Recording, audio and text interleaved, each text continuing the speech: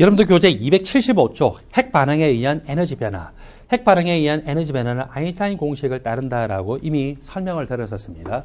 핵 반응에 의해서 질량 결손이 생기면은 그때 에너지 변화량은요, 질량 변화량 곱하기 광속의 제곱입니다. 이 질량 변화가 보통의 화학 반응보다는 핵 반응에서는 그나마 큰 편이고, 그것에다가 광속의 제곱을 곱하게 되니까 굉장히 에너지 값이 크게 방출되는 일이 나타나더라.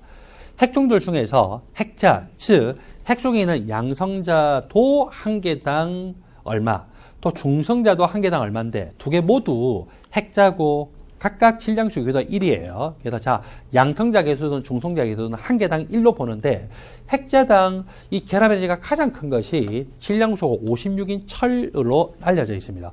철은 26번 원소이죠. 26번 원소이고 질량수가 56인 철. 질량수가 56이라면은 원자 번호가 26번, 양성자 수가 26개에다가 중성자 수가 몇 개라는 겁니까? 30개이죠. 이게 온 우주상에 존재하는 모든 종류의 원소와 그것의 동위 원소 중에서 가장 안정한 물질로 알려져 있죠. 즉 핵자당 결합 에너지가 가장 크다는 거죠. 핵자당 결합 에너지가 그만큼 크다라고 하는 것은 그만큼 결합을 강하게 하고 있는 거고 안정하게 존재를 한다는 거죠. 그러므로 우리는 이론적으로 이렇게 생각할 수 있어요.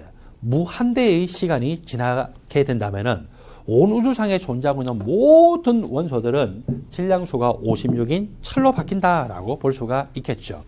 질량수가 235인 우라늄 92번 원소입니다. 이거 같은 경우는 질량수가 큰데 핵자당 결합 에너지를 보니까 질량수가 56인 철보다는 작죠?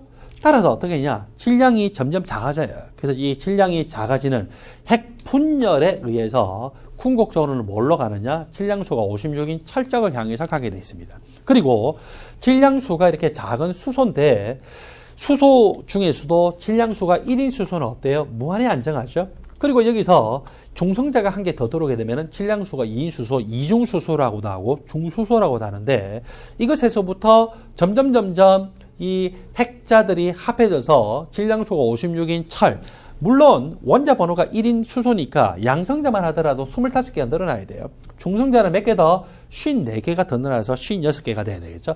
이쪽으로 가면 갈수록 즉 이렇게 핵자들이 많아지면 많아질수록 그거는 핵융합이죠. 핵융합을 통해서 핵자당 결합 에너지가 굉장히 큰 질량수가 56인 철로 바뀌게 되는데 그때 유난히 핵자당의 결합 에너지가 굉장히 기하급수로 크게 증가되는 경우가 있어요. 이게 바로 질량수가 2인 수소에서 질량수가 4인 헬륨으로 바뀌는 거죠. 자, 이렇게 핵융합되는 경우가 즉 여기서 이쪽으로 가는 방향은 전부 핵융합이 되는 경우인데 여기 질량수가 2인 수소에서 질량수가 4인 헬륨으로 바뀔 때 핵융합될 때가 가장 작은 질량수 변화에 의해서 결합 에너지가 커진다. 즉 더 안정해진다. 더 안정해진다라고 하는 것은 더 큰 에너지를 방출할 수가 있죠. 저것이 바로 우리가 태양의 에너지로 보고 있는 핵융합 에너지에 해당이 됩니다. 여러분들 교재 275쪽 아래쪽을 보면은 핵분열과 핵융합에 대해 소개를 하고 있죠. 한 번 더 다시 소개하고 있습니다. 질량수가 2인 수소로부터 질량수가 56인 철로 바뀌는 것은 핵융합이 되는 거예요. 질량수가 235인 우라늄에서 질량수가 56인 철로 바뀌는 것은 핵분열이 되고 하여튼 질량수가 작은 것은 핵융합, 질량수가 큰 것은 핵분열을 통해서 무한히 안정한 쪽으로 저렇게 변화가 될 수 있고 그렇게 안정화되는 만큼 그 차이만큼의 에너지를 질량 결손에 비례해서 방출을 할 수가 있겠죠. 핵분열의 대표적인 예가 바로 우라늄 235에다가 중성자를 충돌을 시켜서 이런 식으로 쪼개는 거죠. 자, 이렇게 쪼개다 보면은 한 번 쪼개지면서 보통 중성자가 3개가 나오든지 또는 2개가 나와요. 그러면 그 중성자가 사라지는 것이 아니라 또 다른 우라늄에 충돌하면서 또 쪼개면서 이 중성자가 또 2개, 3개 나오고 그것이 또 충돌하면서 우라늄하고 충돌하면서 중성자가 2개, 3개 만들어지면서 그냥 평균적으로 중성자가 3개로 만들어진다고 합시다. 한 번 충돌할 때 중성자가 이렇게 3개로 많아졌어요. 그러면 또 그것이 충돌하면서 중성자가 3개로 많아지겠죠. 중성자가 3개로 많아지고 여러분들 충돌할 때마다 그냥 중성자만 만들어지는 것이 아니라 충돌할 때마다 뭐가 생길까요? 질량 변화가 생겨요. 질량 결손이 생기고 그때마다 에너지가 방출이 될 수가 있겠죠. 그래서 처음에 중성자가 한 개 딱 충돌해서 그것만큼 에너지를 방출하면서 이렇게 중성자가 기하급수로 커지고 어느 정도 이상이 되면은 중성자 수가 너무 많아져가지고 중성자가 각각 자기 주위에 있는 우라늄하고 충돌하면서 에너지가 각각 많이 나오는데 그것이 너무너무 많아서 엄청난 에너지가 발생될 수가 있겠죠. 이거를 제어할 수가 없을 정도로 중성자가 많아져가지고 에너지가 제어할 수 없을 정도로 많아지면 그것은 핵폭탄이 되고 핵발전소에서는요, 중성자가 너무 많아지면 결국 에너지가 너무 커져서 폭발해버리잖아요. 따라서 중성자 수가 너무 많아지지 않도록 중성자를 흡수할 수 있는 봉을 집어넣었다가 뺐다가 하면서 중성자의 개수를 일정한 수준만큼 조절해요. 그렇게 되면 그때 발생하는 에너지가 이것들이 있는 바깥쪽에 물을 어때요? 증발을 시키죠. 그래서 수증기가 되고 그 수증기를 이용을 해서 터빈을 돌리면서 결국 전기 에너지를 발생을 시킬 수가 있겠죠. 여러분들 교재 276쪽에 괄호 1번 핵분열을 보면은요, 보통 이렇게 우라늄 235로 우리가 많이 사용을 합니다. 우라늄 235 같은 것들 실효의 양이 적으면은 중성자가 핵하고 충돌할 수 있는 빈도가 적은데 실효의 양이 많으면 많을수록 중성자가 핵하고 충돌할 수 있는 빈도도 높죠. 또 중성자가 많이 생성되죠. 더 중성자가 많이 생성되면서 이 우라늄 235 같은 것들과 충돌하면서 에너지가 많이 발생하고 더 이상 우리가 제어할 수 없는 엄청난 에너지가 생기게 돼요. 보통 이렇게 중성자 수가 제어할 수 없을 만큼 점점 기하급수로 많아지는 이런 반응을 체인 리액션 연쇄 반응이라고 하고, 이 연쇄 반응이 일어나는데 필요한 최소 전량을 우리는 보통 56kg이다 라고 보죠. 우라늄 235를 기준으로 그래요. 그 질량이 이렇게 되고 저것보다 더 많아져서 이 굉장히 큰 에너지를 한꺼번에 많이 방출할 수 있으면 그게 바로 핵폭탄만큼의 질량이 될 수가 있겠죠. 자, 원자로의 원리는요,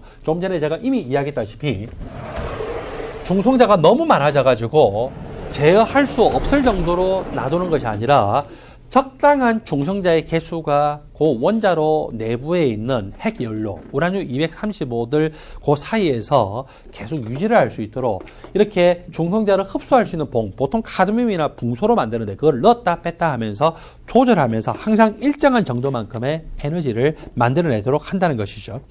그리고 여러분들 교재 276쪽 아래쪽을 보니까 핵융합이 일어나는 부분에 대해서 이야기합니다.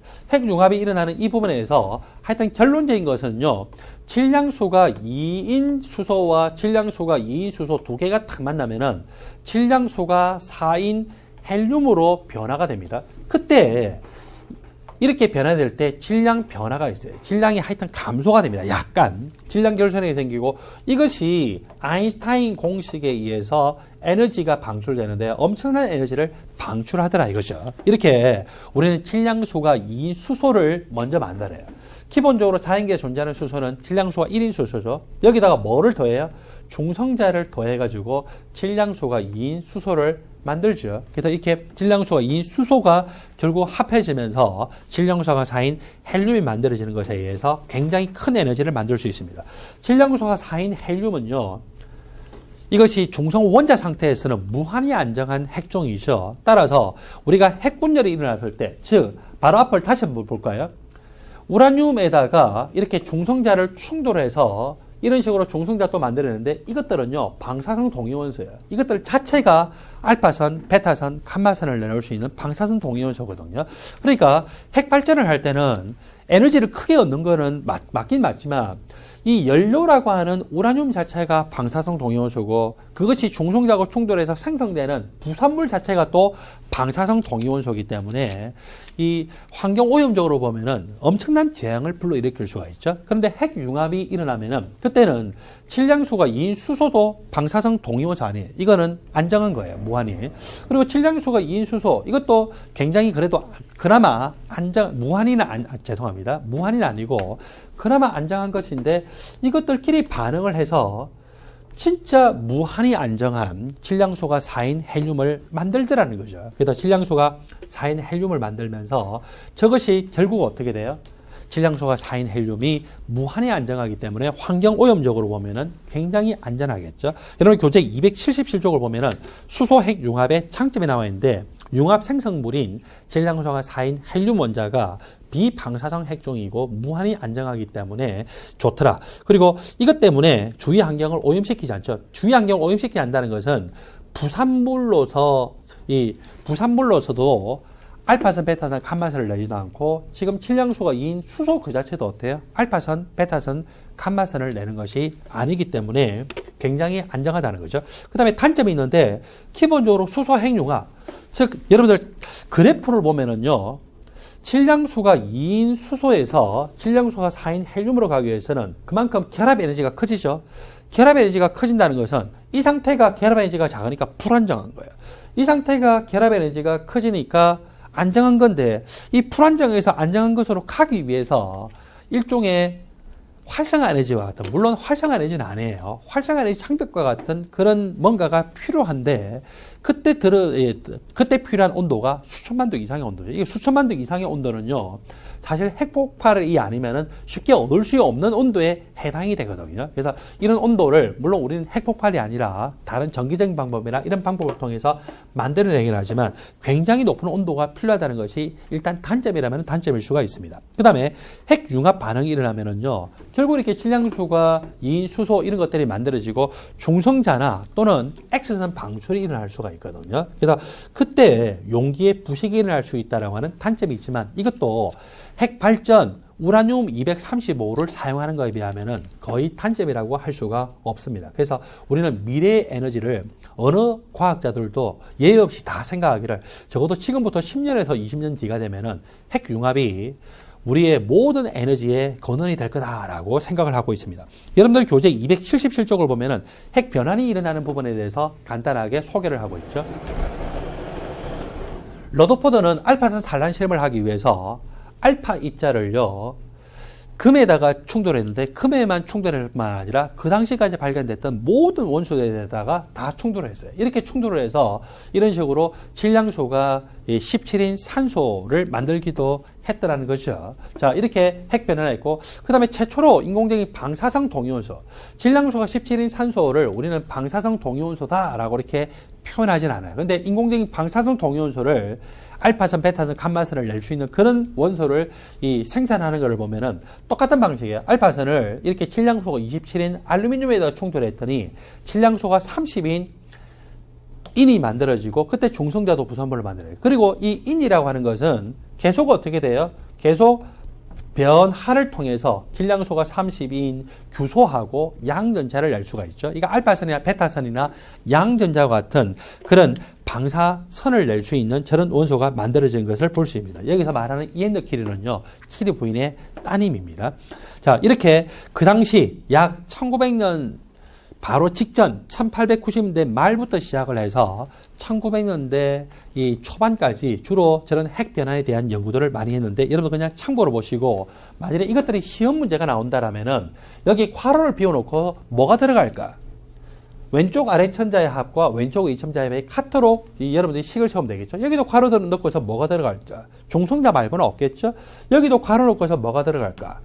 왼쪽 아래 첨자의 합과 왼쪽 이첨자의 합이 같도록 양변에 식을 세워서 저렇게 이미 제가 예전 문제로 설명했던 그런 유형의 문제가 나올 수가 있습니다. 여러분들 교재 277쪽 밑쪽을 보면은요, 원자핵과 알파 입자 또는 원자핵과 양성자는 충돌을 하려고 할 때 원자핵도 플러스, 그 다음에 양성자나 알파 입자도 플러스이기 때문에 쉽게 반발력에 의해서 충돌을 할 수가 없겠죠. 그러면 어떻게 하면은 반발력을 극복하고 충돌할 수 있냐? 가속을 시켜가지고 충돌하고, 그것이 바로 입자 가속기입니다. 싱크로트론하고 사이클로트론이라고 하는 두 종류의 입자 가속기가 있는데 뭘 사용하든지 간에 하여튼 입자 가속을 해서 충돌을 해서 또 새로운 인공적인 방사성 동위원소를 밑에 세 가지와 같이 만들어내기도 했다랍니다. 그리고 방사성 동위원소는 기본적으로 알파선, 베타선, 감마선과 같은 방사선을 내고 방사선들은요, 안정한 중성 분자들을 이온화시키는 성질이 있습니다. 그 이온화시키는 성질을 이용해서 우리가 암 치료에 사용하기도 하고 또는 세균들을 죽이는 살균의 용도로 사용하기도 합니다. 그리고 이 방사선 동위원소들은 기본적으로 반감기를 다 가지고 있어요. 1차 적분속도 법칙을 따르면서 반감기를 가지고 있기 때문에 앞에 우리가 탄소 14, 질량수가 14인 탄소를 이용을 해서 결국 유물이 얼마가 되느냐 또는 지질학적으로 이 단층이 몇 년이 됐냐라고 하는 것을 분석을 할 때 저 방사성 동위원소들을 사용할 수도 있습니다. 지난 39시간 동안에 여러분들과 함께 일반화학을 같이 공부하게 돼서 너무 행복하게 생각을 합니다. 여러분들이 일반화학을 어떤 교수님으로부터 배웠든지 간에 저와 함께 공부한 이 내용들을 반복적으로 2번에서 3번 정도 보신다면 일반화학 전체를 잘 공부하실 수 있고 잘 정리하실 수 있고 또 더 나아가서 다른 이공계 과목들을 공부하시는 데도 큰 도움이 될 것이라고 생각을 합니다. 여러분들 어떤 꿈을 가지고 계시든 간에 여러분들이 가지고 있는 그 꿈을 이루기 위해서 적어도 10년 정도 동안에 열심히 노력하고 또 공부를 하십시오. 그러면 여러분들은 그 분야에서 대가가 되어 있을 것이고 또는 여러분들이 그 분야에 대해서 아직은 잘 모르지만 그 분야를 10년 정도 하게 되면은 여러분들 나름대로의 어떤 깨우침을 얻게 될 것이기 때문에 여러분들이 원래 원하지 않아서 선택한 그 분야라 할지라도 매우 잘하게 됨으로써 여러분들이 그것에 대한 애착과 또 사랑을 가지게 될 것이라고 생각을 합니다. 이공계 대학생들 여러분들은 대한민국의 미래입니다. 여러분들이 대한민국의 과학과 공학과 기술을 발전시킴으로써 대한민국을 더욱더 전 세계적으로 부강한 나라로 만들 것이라고 생각을 하고 또 그런 역할들을 감당하는데 저희가 일반학을 가르침으로써 기여할 수 있다는 것이 너무 행복합니다. 감사합니다. 행복하십시오.